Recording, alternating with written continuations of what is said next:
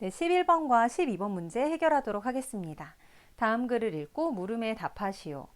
단어를 구성하는 요소에는 어근과 접사가 있다.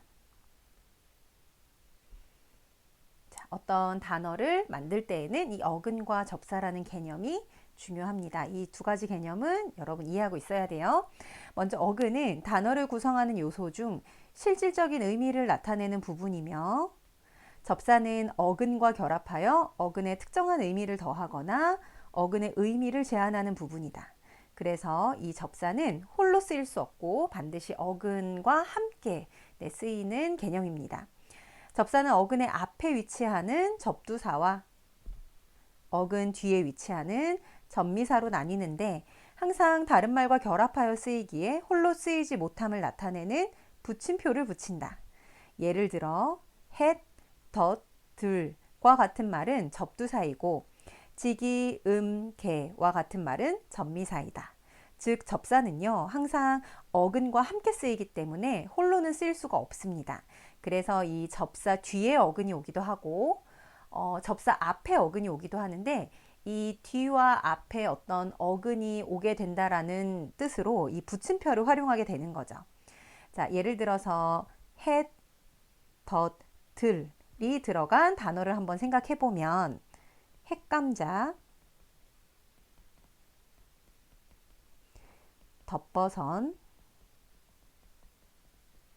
들국화, 이런 단어들을 생각해 볼 수 있습니다. 이런 단어들을 살펴보면 뒤에 오는 어근인 감자, 버선, 국화, 앞에 접사 햇, 덧, 들이 붙은 형태임을 알 수 있죠. 또 지기, 개와 같은 접미사가 활용된 단어에는 문지기, 믿음, 집게 와 같은 단어들이 있습니다.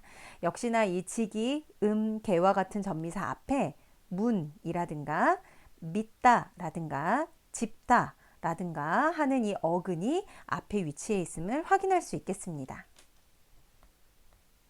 네, 두 번째 문단을 살펴보죠. 단어는 그 짜임에 따라 단일어와 복합어로 구분된다.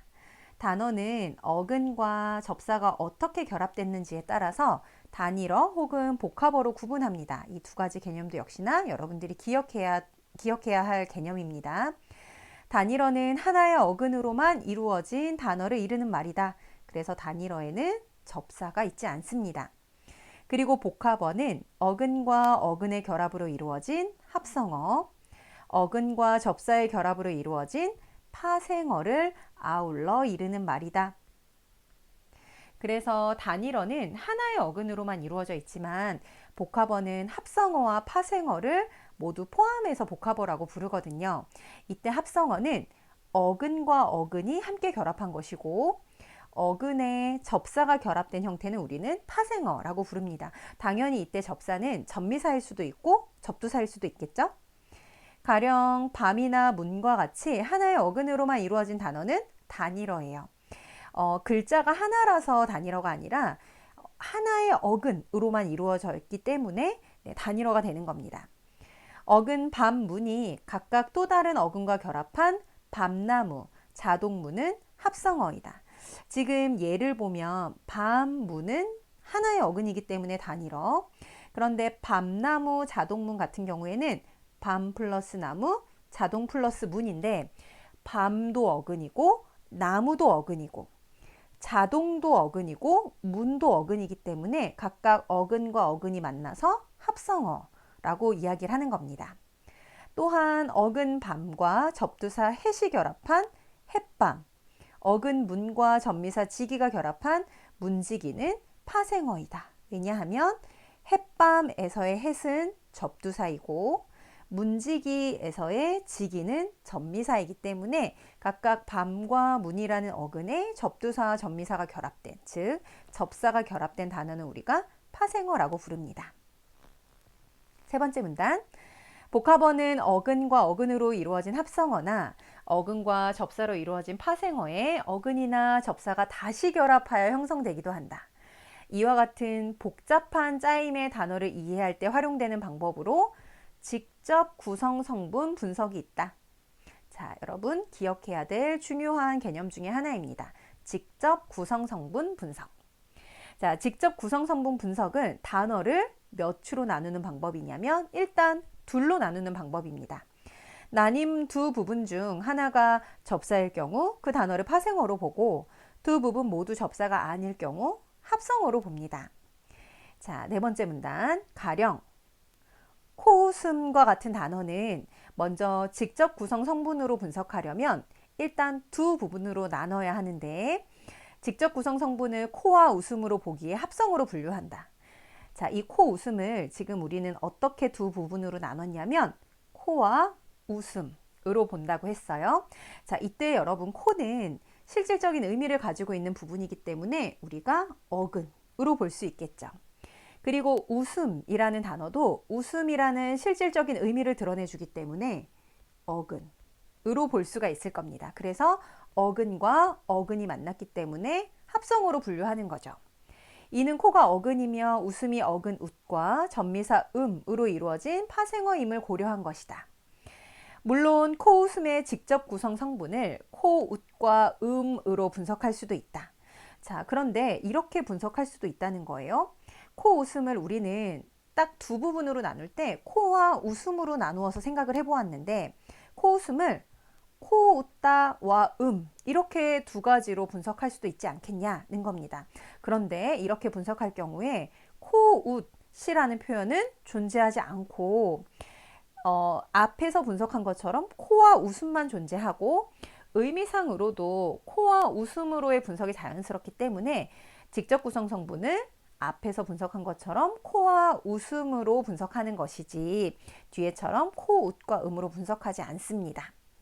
자, 이처럼 직접 구성 성분 분석은 단어의 짜임을 체계적으로 이해하는데 도움을 주게 됩니다. 자, 우리가 아까 코 웃음을 코와 웃음으로 분석했을 때 다시 이 웃음은 사실 두 개의 부분으로 우리가 쪼갤 수 있는데요. 웃다라는 말에 이 결합된 형태입니다. 이때 위에서 설명해 주었듯이 웃다는 어근의 의미를 가지고 있고요. 실질적인 의미가 있기 때문에 그리고 음은 명사를 만들어주는 전미사의 역할을 하기 때문에 접사의 역할을 하고 있어요. 그래서 이 코웃음이라는 단어를 직접 구성 성분으로 분석한다는 건 일단 몇 추로 나누는 거냐면 일단 둘로 나누는 겁니다. 그때 코와 웃음으로 나눠서 일단 어근으로 분석했지만 사실 그 뒤에 오는 웃음을 다시 분석했을 때는 어근 접사라는 파생어로 이루어져 있다고 이해할 수 있는 것이죠. 자, 밑으로 내려와서 그럼 문제 한번 살펴보도록 하겠습니다. 윗글에 대한 이해로 적절하지 않은 것을 고르라고 했는데 1번 단일어는 하나의 어근으로만 이루어진다. 여러분 이 표현은 우리 두 번째 문단에서 있었습니다. 첫 번째 줄 끝에 단일어는 하나의 어근으로만 이루어진 단어를 이르는 말이다. 그래서 1번 선지는 적절합니다. 2번 선지 합성어나 파생어는 모두 복합어에 포함된다. 역시나 두 번째 문단에 보면 이 복합어를 설명할 때 복합어는 합성어와 파생어를 아울러 이르는 말이다. 이런 표현이 있었죠. 복합어는 합성어와 파생어를 아울러 이르는 말이다. 그래서 두 번째 선지도 적절한 것으로 보면 되겠습니다. 세 번째, 접사는 홀로 쓰이지 못하기에 붙임표를 붙인다. 첫 번째 문단에 이런 내용이 있었죠. 밑에서 네 번째 줄 부분에 자, 접사는 항상 다른 말과 결합하여 쓰이기에 홀로 쓰이지 못함을 나타내는 붙임표를 붙인다. 이 부분을 보면 3번 선지가 적절함을 알 수 있습니다. 4번에 복합어는 접사가 어근과 결합하는 위치에 따라 둘로 나뉜다 라고 되어 있는데요. 여러분 우리 복합어라는 개념은 어근과 어근이 만난 합성어 혹은 어근과 접사가 만난 파생어를 아울러서 일컫는 말이 복합어였고 어근과 결합하는 위치에 따라 둘로 나뉘는 것은 접사였거든요. 이 접사가 어근의 앞에 위치하면 접두사라고 부르고요. 이 접사가 어근 뒤에 위치하면 기억나나요? 네, 전미사라고 라고 불렀습니다. 그래서 복합어가 접사가 어근과 결합하는 위치에 따라 둘로 나뉘는 것이 아니라 접사는 어근과 결합하는 위치에 따라서 둘로 나뉜다. 이렇게 문장을 바꿔주어야 적절한 선지가 되겠습니다. 그래서 정답은 4번이 되겠고요. 5번 접사는 어근과 결합하여 어근에 특정한 의미를 더하거나 어근의 의미를 제한한다고 했었는데 첫 번째 문단에 접사를 설명하는 부분에 접사는 어근과 결합하여 어근에 특정한 의미를 더하거나 어근의 의미를 제한하는 부분이다 라는 문구가 그대로 나와 있지요. 그래서 11번에 5번 선지도 적절한 내용이 되겠습니다. 그래서 정답은 4번이 되겠네요. 자, 12번 문제. A를 참고할 때 보기에 기억에 해당하는 짜임을 가진 단어로 가장 적절한 것은? 자, 3점짜리 문제였습니다. 여러분 A 부분은 어디였었냐면 세 번째 문단과 네 번째 문단인데 이 복합어를 직접 구성 성분을 통해서 직접 구성 성분 분석 방법을 통해서 이 단어가 합성어인지 파생어인지 판단하는 내용이었어요. 이걸 이제 새로운 단어들에 적용해 보자는 문제입니다. 보기 한번 살펴보면 가제의 집계발에서 집계발은 아래와 같이 직접 구성 성분이 어근 플러스 접사, 어근으로 분석되는 합성어이다. 그래서 살펴보면 이 집계발을 이렇게 두 가지로 분석한 거죠. 직접 구성 성분 분석이라는 것 자체가 한 단어를 먼저 단어를 둘로 나누는 거기 때문에 집계와 발로 나눈 겁니다. 그러면 이 집계라는 단어 자체가 일단 하나의 어근으로서 기능하고 또 발도 역시나 어근이기 때문에 어근과 어근이 만난 뭐로 보는 거예요? 합성어로 보는 거예요. 그런데 발 같은 경우에는 하나의 어근이기 때문에 말 그대로 하나의 어근으로만 이루어진 단일어인데 이 집계 같은 경우에는 사실 우리 이 집계를 두 개의 형태소로 분석할 수 있거든요. 집다라는 말과 개라는 전미사로 분석할 수 있기 때문에 이때 집다는 어근, 실제로 어떤 물건을 집다라는 단어를 뜻할 때 그 집단데 이 집은 실질적인 의미를 가지고 있기 때문에 어근이라면 뒤에 개는 전미사의 역할을 해주고 있어서 즉 어근과 접사가 만난 형태라 이 집계라는 단어 자체는 파생어로 볼 수 있겠습니다. 그래서 이렇게 분석되는 단어를 이제 찾으라는 뜻인데요. 한번 살펴보죠. 그러면 먼저 직접 구성 성분 분석 방법에 따라서 단어를 두 부분으로 나누어야겠죠. 자, 1번 볶음밥 같은 경우에 여러분 두 부분을 어떻게 나눌 수 있겠어요? 볶음과 밥으로 나눌 수 있겠죠. 그리고 이 볶음밥은 앞에 볶음이라는 실질적인 의미를 가지고 있는 어근과 뒤에 밥이라는 실질적인 의미를 가지고 있는 어근이 만났기 때문에 합성어로 볼 수 있겠습니다. 그리고 다시 이 볶음이라는 형태는요. 볶다라는 말과 명사를 만들어주는 이라는 전미사가 결합된 형태예요. 그래서 볶다라는 어근과 이라는 전미사가 결합된 무슨 형태냐면 파생어의 형태입니다. 그러면 결국 볶음밥 같은 경우에는 어근과 접사가 만나서 하나의 파생어를 이룬 어근 으로서 기능한 것과 그 뒤에 다시 어근이 결합된 형태이기 때문에 보기에서 말한 집계발과 같은 형태가 되는 것이죠. 그래서 정답은 1번이 되겠습니다. 그럼 나머지 단어들도 한번 살펴볼까요? 덧버선은 덧과 버선이 만난 형태입니다. 여러분이 덧은 앞에 첫 번째 문단에서 말한 것처럼 접두사의 역할을 해요. 그래서 접두사와 버선이라는 어근이 만난 이 단어는 그냥 무슨 형태? 파생어입니다. 그냥 파생어. 자, 문단속 같은 경우에는 문과 단속으로 구분할 수 있겠죠? 그래서 문은 문이라는 실질적인 의미를 가지고 있으니까 어근, 단속도 실질적인 의미를 가지고 있으니까 어근. 그래서 합성어로 볼 수 있겠습니다.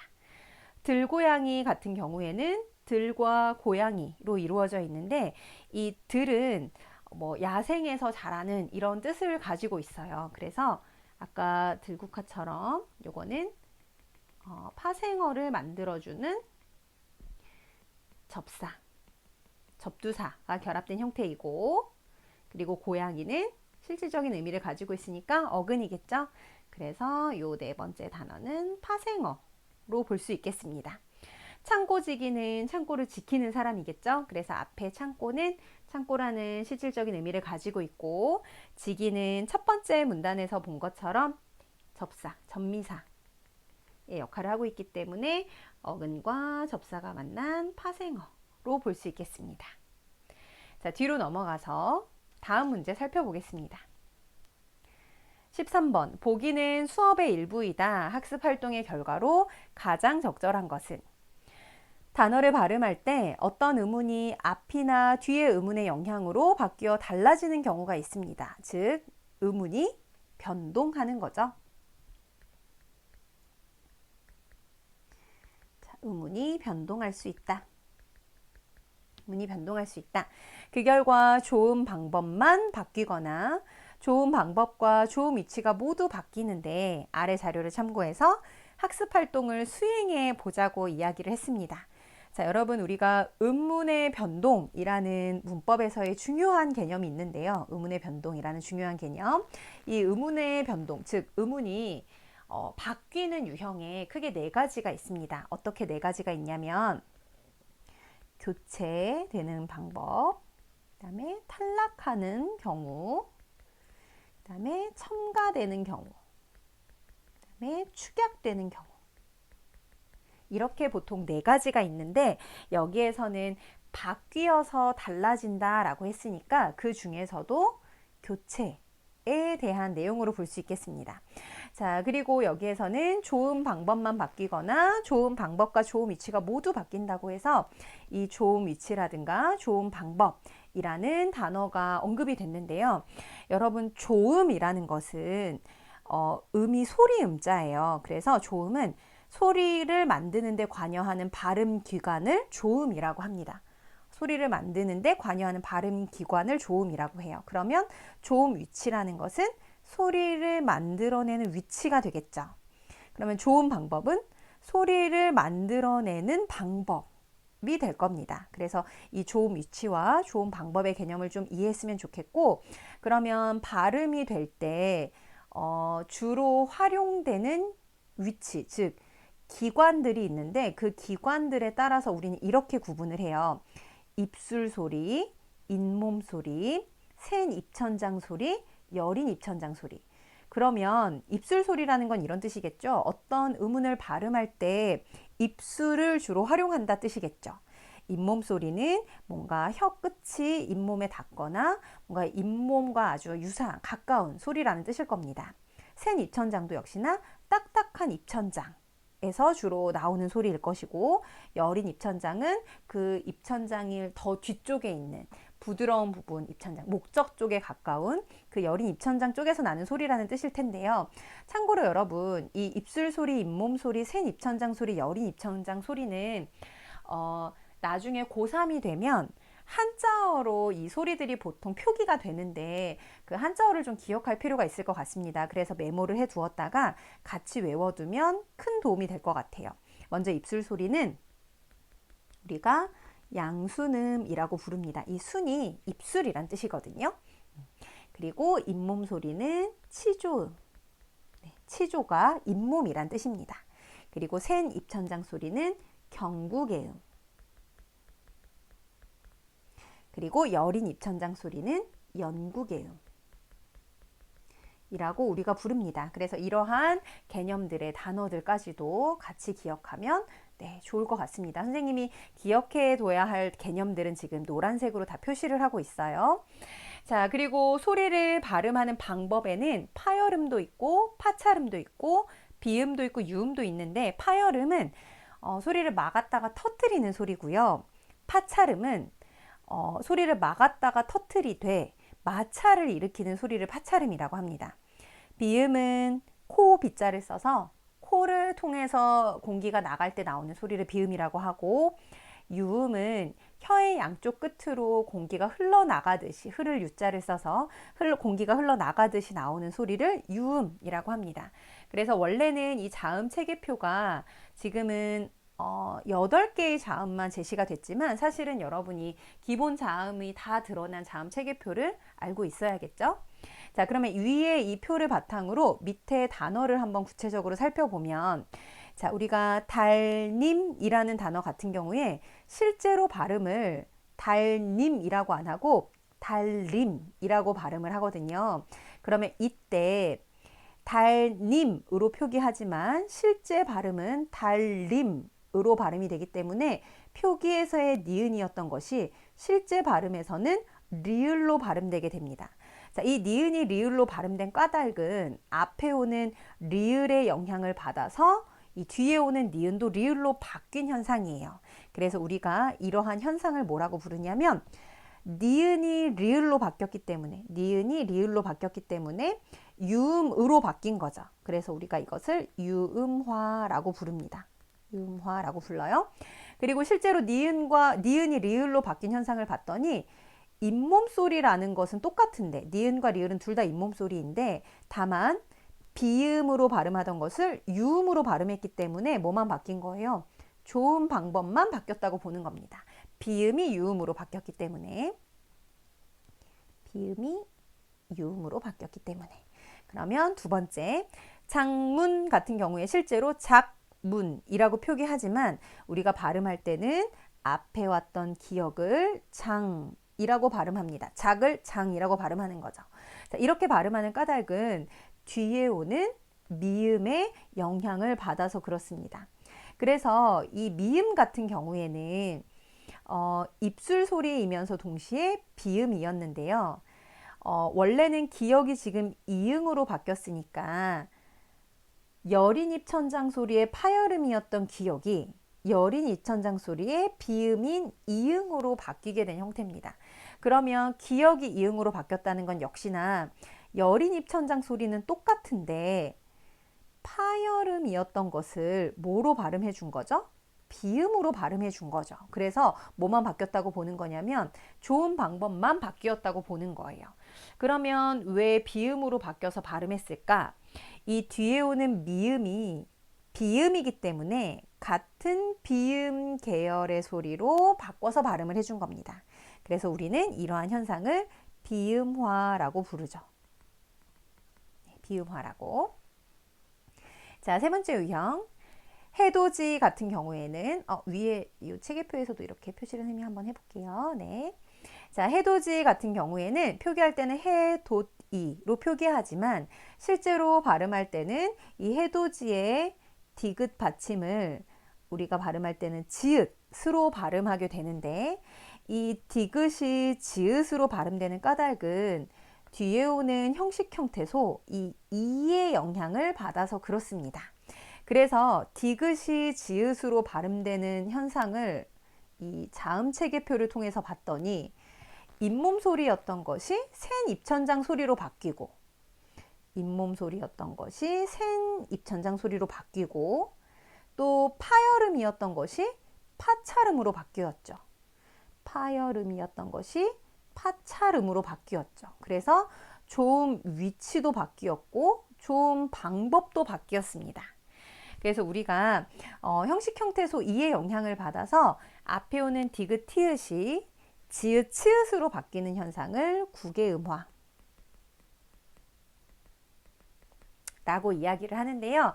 이렇게 세 가지 예를 통해서 유음화, 비음화, 구개음화는 모두 음운의 변동 중에 교체에 해당하고 모두 교체에 해당하지만 어떤 현상은 조음 방법만 바뀌는 경우도 있고 어떤 현상은 조음 방법과 조음 위치가 모두 바뀌는 경우도 있다 라는 걸 이해하면 좋을 것 같습니다. 학습활동. 자, 뒤 음운의 영향을 받아서 앞 음운이 조음 방법만 바뀌는 단어를 기억에서 리을에서 골라보자 라고 나와 있습니다. 그러면 날로 같은 경우에는 앞에 이 니은이 리을로 발음된 현상이에요. 무엇 때문에 그랬냐면 뒤에 오는 리을 때문에 그렇습니다. 그러면 니은이 리을로 바뀌는 현상은 여러분 같은 잇몸 소리였지만 비음을 유음으로 발음해서 이런 현상이 일어나는 거죠. 그럼 비음이었던 소리를 유음으로 발음했기 때문에 이건 조음 방법이 바뀌는 현상이었네요. 조음 방법이 바뀌는 현상. 그러면 기억은 적절하겠죠. 뒤에 오는 리을의 영향을 받은 거니까 또. 자, 마지 같은 경우에는 이 앞에 오는 디귿이 지읒으로 발음되는 현상이에요. 그래서 원래는 치주음이었던 것이 센 입천장 소리로 발음이 되고, 또 파열음이었던 것이 파찰음으로 바뀌는, 두 가지 좋은 방법과 좋은 위치가 다 바뀌는 이런 현상이 있었습니다. 이런 현상이 일어난 것은 뒤에 오는 이 형식 형태소 2의 영향을 받아서 그런 거죠.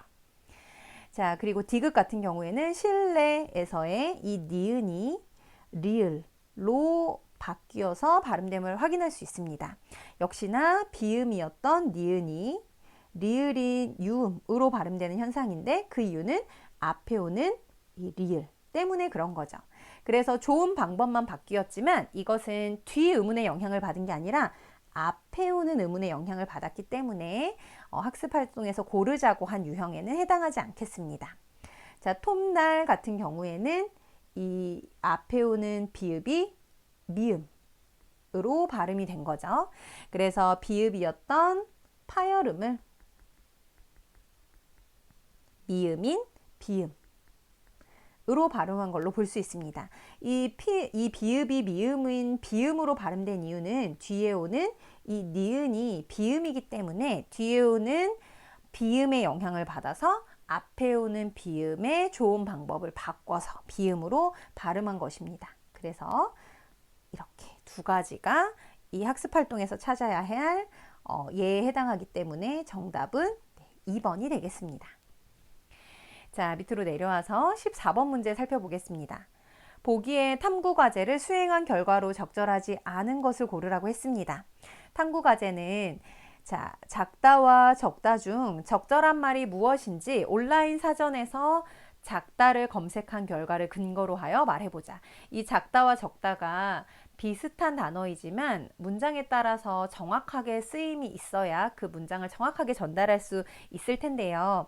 이 문장에서 작다와 적다 중에 무엇이 적절한지를 판단할 때는 오른쪽에 나와 있는 이 사전의 뜻을 통해서 확인할 수 있겠습니다. 오른쪽의 뜻을 봤더니 작다 1은 길이, 넓이, 부피 따위가 비교 대상이나 보통보다 덜하다. 길이, 넓이, 부피의 측면에서 덜할 때 작다라고 이야기하고, 두 번째 뜻은 정하여진 크기에 모자라서 맞지 아니하다. 그래서 정해진 크기에 비해서 모자르다. 세 번째는 일의 규모, 범위, 정도, 중요성 따위가 비교 대상이나 보통 수준에 미치지 못하다. 그리고 4번은 사람됨이나 생각 따위가 좁고 보잘것없다. 그래서 이 작다의 뜻을 우리가 쓸 때 각각 네 가지의 뜻이 있는데 그 네 가지를 잘 살펴보면 어떤 범주에서의 작음을 나타내는가에 따라 의미가 좀 달라지는 걸 알 수 있고요. 이 작다 2는 사전에서 적다의 뜻이다 라고 표기가 되어 있어요. 그리고 그 적다는 적다 2에 해당하는 뜻인데 수효나 분량, 정도가 일정한 기준에 미치지 못할 때는 우리가 적다라고 쓴다라고 이제 뜻을 확인할 수 있겠습니다. 그러면 이러한 뜻풀이에 준해서 밑에 예문을 좀 살펴볼 수 있겠죠. 자, 기억. 민수는 진서에 비해 말수가 작다, 적다. 그러면 여러분, 이 말수라는 것은 어떤 수효나 분량, 그 양에 해당하는 기준이기 때문에 적다가 좀 더 적절한 표현이겠죠. 니은, 키가 커서 작년에 구매한 옷이 작다, 적다. 그래서 이 크기가 구매한 옷의 크기가 내가 생각한 것보다 맞지 아니하거나 모자라다의 뜻이기 때문에 작다에 해당하겠습니다. 이 옆에다가 뜻을 선생님이 이렇게 적어 볼게요. 그러면 이것은 작다 2. 작다 중에서도 2. 이렇게 표기하는 것이 좋겠네요.